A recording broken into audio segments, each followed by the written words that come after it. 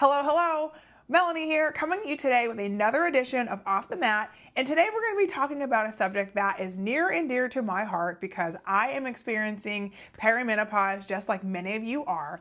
And what we're going to be talking about are the foods, the best foods that we should be eating in order to find balance, manage our hormones, and just make our way through perimenopause. Now, I don't know about you, but I really feel like over the last year, year and a half, that perimenopause has just come into my life and has just amped it up. And the things that I was doing in my 20s and my 30s are no longer working.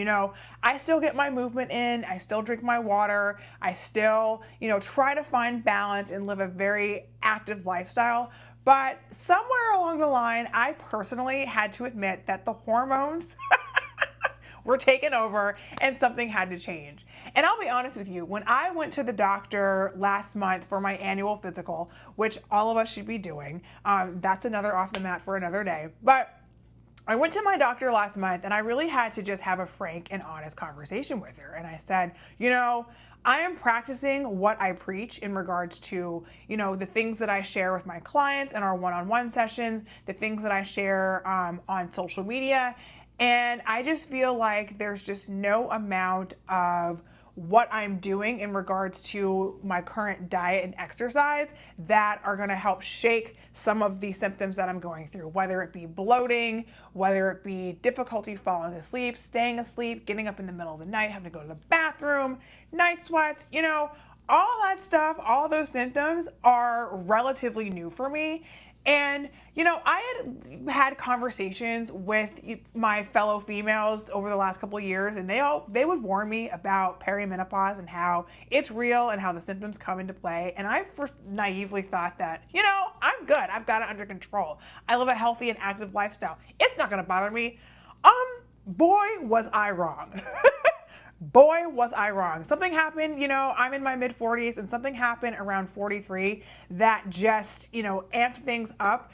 And here we are. So again, I had to go to my doctor, I had a conversation, do some research for myself. And what I found was there are some things that we can do in regards to our diet. And I've talked about a lot of these in my seasonal eating videos. And I believe I have a video about, managing perimenopause, but just really finding balance in regards to just making a few tweaks on our plate. So let's take a look and dive right into those. First thing, and probably the most obvious, would be eating our fruits and vegetables. Our parents told us to eat our fruits and vegetables when we were children, and we thought that they were just nagging on us, getting on our nerves, but come to find out, there was a reason why, because fruits and vegetables really are the foundation in helping us to find our balance.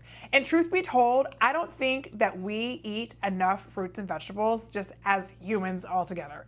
So in truth, when you look at your plate, half of your plate should be fruits and vegetables. So think of making your plate bright, vibrant, colorful, and fun. And truthfully, that's the way I like to live my life. So why not make my plate that way?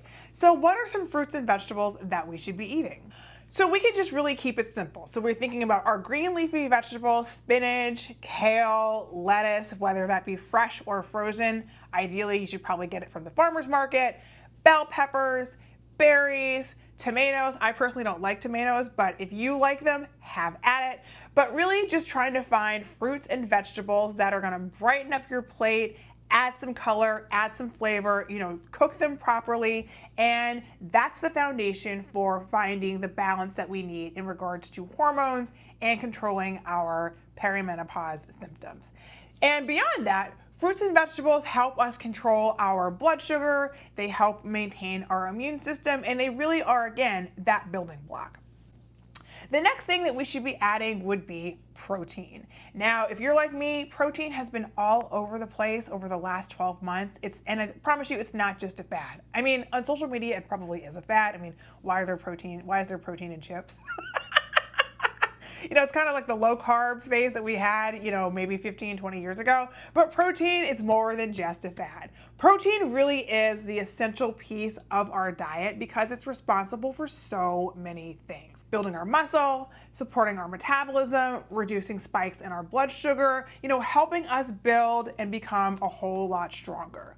And in regards to perimenopause specifically, you know, as women, we can lose a lot of our muscle mass and frankly, some of our bone density because of the shifts in hormone. So it's vital that we have enough protein in our diet. And the good thing about protein is that no matter what type of diet you have, whether you eat meat or don't eat meat, there's a variety of sources where you can get protein. So chicken, fish, tofu, tempeh. There's a lot of things out there. Chickpeas, cottage cheese, some sort of beans, Greek yogurt. There's so many ways that we can get protein versus just slapping a steak on our plate and then having at it.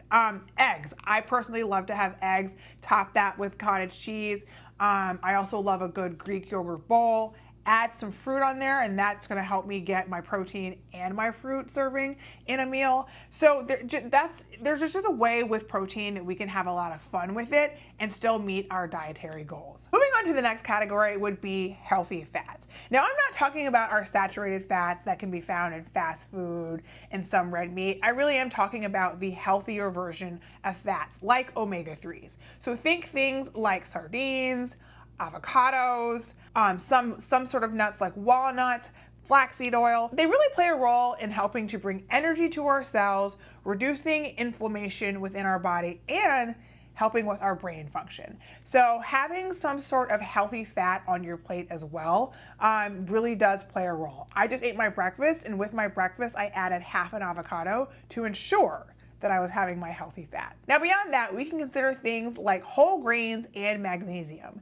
In regards to whole grains, we're really thinking about fiber, and again, foods that are going to help keep our blood sugar low and help keep our bowels regular. We all want to be regular because that's helping maintain healthy metabolism and excreting things that no longer need to be in our body. In regards to magnesium, we're talking about something that's going to help regulate our sleep patterns. So like I said at the beginning of this video, one of the signs of perimenopause would be difficulty falling asleep, staying asleep, and sometimes night sweat. Well, sometimes having foods with magnesium or even taking a little magnesium supplement be the key to helping you regulate your sleep pattern. And as always, we should be monitoring our hydration status. Now, the last Off the Mat video, I went into detail about hydration, and so I strongly encourage you to check it out.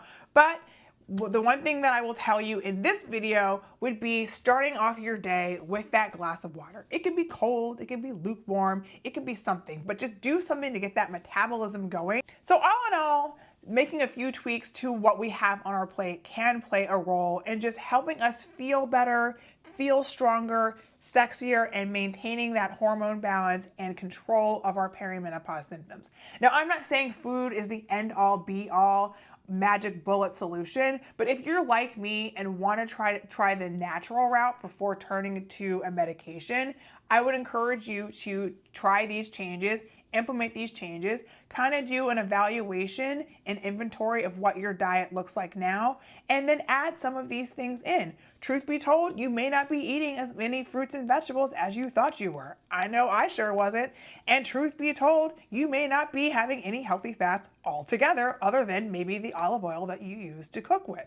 So do a little bit of research, do that inventory, make those changes, give yourself about 30 days and see how you feel. And if you'd like to take a deeper dive, I strongly encourage you to check out my August 2026 blog on my website called Eating Your Way to Better Balance. Just visit my website, mymoveswithmelanie.com, and click on blog. And while you're there, go ahead and schedule that complimentary consultation. I would love to meet with you and chat with you about what your health and wellness goals are and how we can get you moving from where you are currently to where you want to be. As always, thank you so much for watching. I hope these tips help you out, and I'll be back with more health and wellness tips very soon. Bye.